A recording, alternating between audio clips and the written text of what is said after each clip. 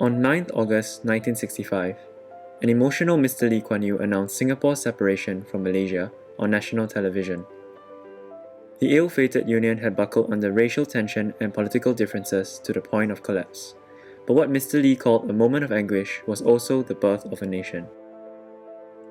From that moment on, as the proclamation of Singapore declared, Singapore shall forever be a sovereign, democratic, and independent nation. Just 2 years from our independence, the British announced that they would start to withdraw troops from our shores, and by the early 1970s, we were on our own. Without anyone to defend us, we were exposed and vulnerable. And the threats to our national security were very real.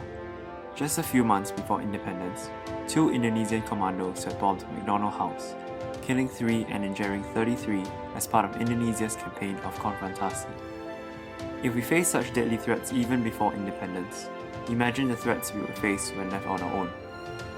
With our position as a gateway for east-west trade and as a bustling port city, we were valuable. Yet with no military manpower and lack of strategic depth, we were defenseless. We became an easy and valuable target. It was clear, we needed to bolster our defense forces. Then Prime Minister Mr. Lee Kuan Yew expressed this need for defense in 1967, stating, "This is a place that has more luscious fruit trees and suits in the shop windows and more television sets than any other in the whole of South Asia. If I haven't a bit of muscle, I am just asking somebody to push me in the face and walk off with all these clothes and television sets and washing machines and motor cars and everything else. So we have to have the sinews, otherwise we will be just inviting aggression." But the threats were not just from the outside. Within Singapore, racial fault lines and unrest threatened to tear our young nation apart from the inside. Our leaders recognized an opportunity to fulfill our need for a strong armed forces while uniting a divided Singapore for a common purpose of national defense. As then Minister of Defense Mr. Goh Keng Swee highlighted, there is another aspect to our defense effort. This is a contribution it can make to nation building. Nothing creates loyalty and national consciousness more speedily and more thoroughly than participation in defense and membership of the armed forces. National service provided a solution. All Singaporean males would serve 2 to 3 years in the armed forces and a further 10 years in the reserves until the age of 14. We could fill the ranks of our armed forces with trained personnel to create a strong defense against outside threats. At the same time, we would unite the country and heal fault lines through the common experience of national service. So in 1967, national service was introduced. At that point in time, our defense force was constructed of 3,200 relatively untrained and unequipped volunteers. But the National Service Act of 1967 expanded the pool of enlistees to 9,000. Each of these 9,000 men received a pink card telling them to report to one of the 4 registration centres, and subsequently were placed into either the Singapore Armed Forces, People's Defence Force, Special Constabulary, or the Vigilante Corps.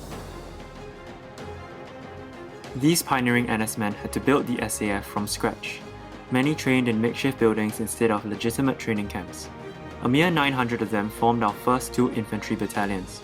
But these pioneers' grit and determination laid the foundation for Singapore's national defence. They warded off attack and intimidation to let Singapore flourish with peace and prosperity. Through more than 50 years of NS and countless batches of NS men, our armed forces have grown from a meagre 2 infantry battalions in the 1960s to having over 70,000 active servicemen and over 300,000 in our reserves today. A far cry from our defenselessness in our early years, we've evolved into a formidable force able to secure decisive victory against our enemies, should deterrence or diplomacy ever fail. Throughout the years, despite changing times and evolving technology, the general idea of NS has remained the same. Every Singaporean son, regardless of race, religion, or background, commits 2 years of his life and then some in service to the country. It has become a part of our national identity, a common rite of passage for all Singaporean males. NS has secured our borders and strengthened our bonds.